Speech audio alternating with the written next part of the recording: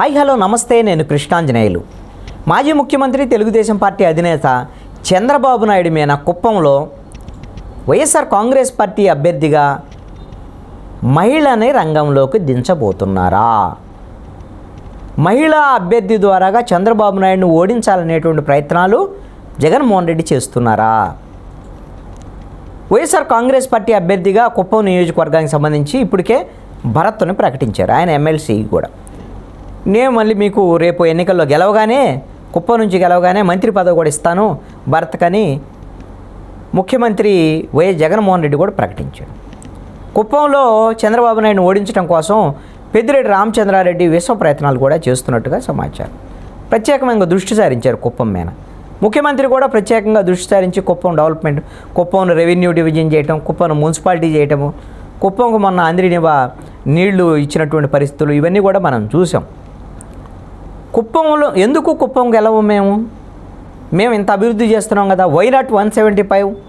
కుప్పం గెలుస్తాం, మళ్ళీ మంగళగిరి గెలుస్తాం, పవన్ కళ్యాణ్ ఎక్కడ ఉంటే అక్కడ గెలుస్తాం, బాలకృష్ణ దగ్గర కూడా మళ్ళీ మేము గెలుస్తాం అని వాళ్ళు ముఖ్యమంత్రి జగన్మోహన్ రెడ్డి కూడా పదే పదే చెప్తున్నారు. అయితే ఎందుకు ఈ విధమైనటువంటి మహిళల్ని ఎంపిక చేస్తున్నారు కీలకమైనటువంటి నేతల మీద? అసలు ఏంటి ఉద్దేశం? సైకలాజికల్గా వాళ్ళను మరింత కొంగదీసేటువంటి ఉద్దేశమా రాజకీయ ప్రత్యర్థులుగా అనేటువంటి అనుమానం కలుగుతుంది.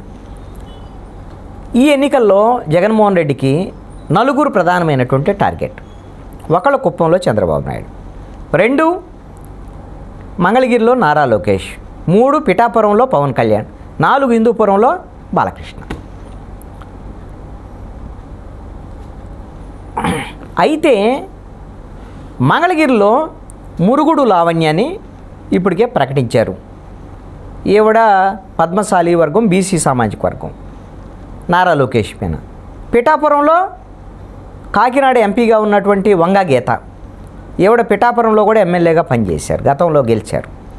వంగా గీతను పోటీ చేస్తున్నారు. బాలకృష్ణ మీన హిందూపురంలో టిఎన్ దీపిక, ఈవెన్ పోటీ చేస్తున్నారు. 3 మహిళలు.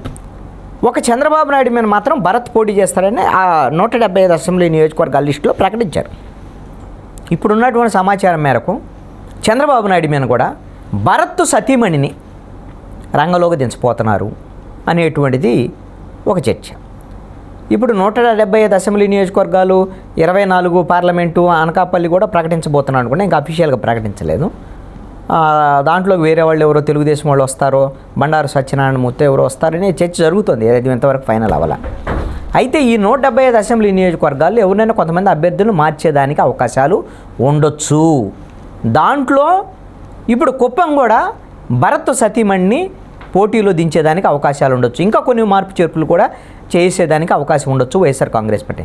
అంటే నలుగురు అభ్యర్థి చంద్రబాబు నాయుడు, లోకేష్, బాలకృష్ణ, పవన్ కళ్యాణ్ మీద మహిళల్ని పోటీ చేయించడం ద్వారాగా మిమ్మల్ని మహిళలతో ఓడిస్తున్నాను చూడండి అని నైతికంగా వాళ్ళని ఆత్మస్థైర్యం దెబ్బతీయాలనేటువంటిది జగన్మోహన్ రెడ్డి ఆలోచన. ఓడిస్తారా లేదనేది చూడాలి. జగన్మోహన్ రెడ్డి చెప్తున్నారు కదా పదే పదే, నేను 19 మంది మహిళలకు ఇచ్చాను, దాంట్లో భాగంగానే మహిళలకే ఈ విధంగా ప్రాధాన్యత ఇస్తున్నాను అనేటువంటి విధంగా రేపొద్దున చెప్తారేమో. ఈ మహిళల్ని కీలకమైన నేతల మీద ప్రయోగిస్తున్నటువంటి ఈ అంశము ఫలిస్తుందా లేదా, అసలు చంద్రబాబు నాయుడు మీద మరి మహిళని భరత్తో సతీమణిని పోటీ చేస్తున్నారు లేదనేది కొద్ది రోజుల్లో తేలేటువంటి అంశంగా ఉండబోతోంది.